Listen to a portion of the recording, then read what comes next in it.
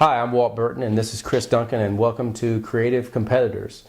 Creative Competitors is a series where we talk about successful competitors in the community. Thompson Burton, we think that the same success principles that apply in one field, whether it's law or business or athletics, apply in all the others. So those same success principles apply in everything. So today we're here with Chris Duncan, with Superior Custom Homes and Remodeling, and welcome and thanks for the show. Thank you, and seriously, Walt, thank you for having me. I really appreciate it. So just sitting here talking about your background, and just as we've gotten to know each other over the last few months since I've been in Nashville, you are what I would call the quintessential, competitor. You've got a tremendous background in both business and in athletics, and I think you had a tremendous amount of success at the University of Florida as an athlete. Absolutely. And in athletics, you have to have that perseverance and wanting to strive to be the best you can be. And that same attitude, I've actually taken that same belief system, if you will, and putting that into my every daily activity, which is, to me, running a family and also running a business. Right. And now, I know you're bashful and you probably don't want to talk about just how successful you were as an athlete. And as a non-track guy, I don't know all these events, but I do know the word All-American, and I definitely understand the word six-time All-American. Absolutely. So tell me about the events that you participated in, and particularly the ones that you achieved All-American status in. Absolutely. Well, I focused mainly on distance events, and in my event, I was a miler, a 1,500-meter runner, and a steeplechaser. And a lot of people think steeplechase, and they coincide that with horse racing. Right. It has nothing to do with it. For me, steeplechase, it's 3,000 meters on the track with barriers and water. And I think most people in the audience may not be necessarily familiar with the steeplechase, but it's the one where the athletes actually jump over obstacles and run through water. And what else does it involve? Those are the two things. Yes. Okay. Yes. So it seems kind of difficult. I mean, you've got to definitely be. It's more difficult than just running around the track. That's for sure, right? Absolutely. So when you were training as an athlete, there were some coaches before you achieved your success that said that you didn't have what it took, and that that you couldn't be a miler. Right? That was one of your main events, and you actually achieved the 4-minute mile at some point, right? That's correct. What some people back in the day called the 4-minute barrier, because they thought it couldn't be done, right? But you actually had coaches that said that you couldn't do that. So tell me about how that happened, and how you used that as fuel, in your success. Not a problem. For me, you keep mentioning all these barriers. I'm so used to the barriers. You have steeplechase barriers. You have the 4-minute mile barrier. You always had those life things where people say you can't do something. For me, I was too tall to run indoors, and that's where the mile run is being ran at the NCAA level. Running indoors, it's always tough because you're constantly turning and turning and turning on that 200-meter track, whereas most people, when you think about the track, an outdoor track is 400 meters. With my height, it was definitely tall, and definitely adversity being compacted with a whole bunch of runners in one little pack. Right. So people always said, you're never going to do it. But you did it. But I did it. And would you say that the same sort of tenacity and self-determination and probably to some degree just hard-headedness, not willing to listen to someone telling you can't do something. I mean, all those things are what led you to succeed as an athlete. Absolutely. Same thing as growing up. People told me I wouldn't make the next level. Right. And I was all about getting out of my current situation of life and trying to go to that next level and try to persevere and make the best I could out of myself and the people around me. Right. My attitude is be as happy as you can be and be positive and do the best of everything you can at your best ability. And you definitely succeeded in track. There's no question about that. So congratulations on your success. And thanks for calling me out on that. I appreciate that. So from the University of Florida, you moved to Nashville, and you worked for a contractor that primarily serviced the hospital industry, building and remodeling hospitals. That's correct. And so that's where you learned the trade of construction. In that case, it was for commercial construction in the hospital industry. But once you cut your teeth in that and you learn the industry, at some point you decided, I've developed these tremendous skills. I want to go out on my own and see what I can do. Yeah. For me, being in that commercial industry, it's a lot different than residential.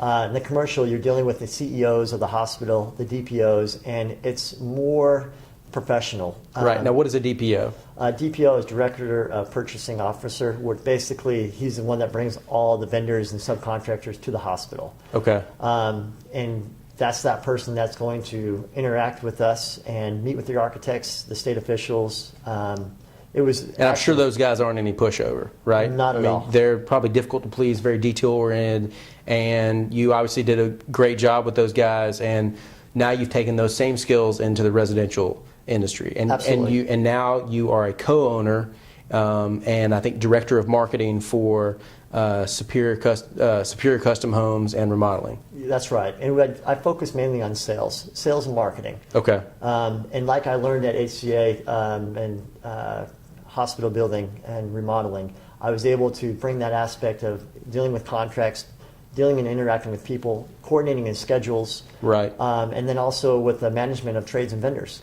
So tell me about Superior. You told me briefly a little bit earlier, a little more about your business. You guys are obviously a great friend of our law firm, but tell the audience a little bit more about what Superior does.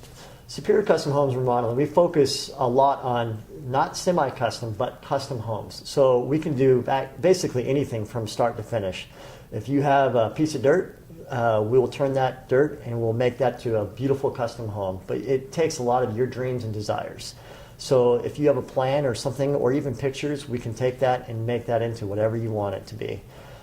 We also do remodeling. Remodeling the typical bath and kitchen, all the way to a full addition or even a full gut of an entire home. It's actually turned out to be a very great business because you get to interact with people, which I love to do.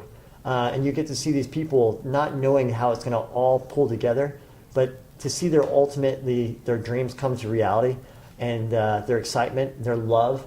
It's the best thing, Walt. I got to tell you, they get so excited when you get to do the final walkthrough, and they're just like hugging you and becoming all of a sudden your family. So I seriously doubt the DPOs and the CFOs of the hospital would give you a hug when you finish the construction. Not at all. Right. Not at all. So it's definitely a little bit different experience now. This is more heartfelt, and it's more one-on-one. Right.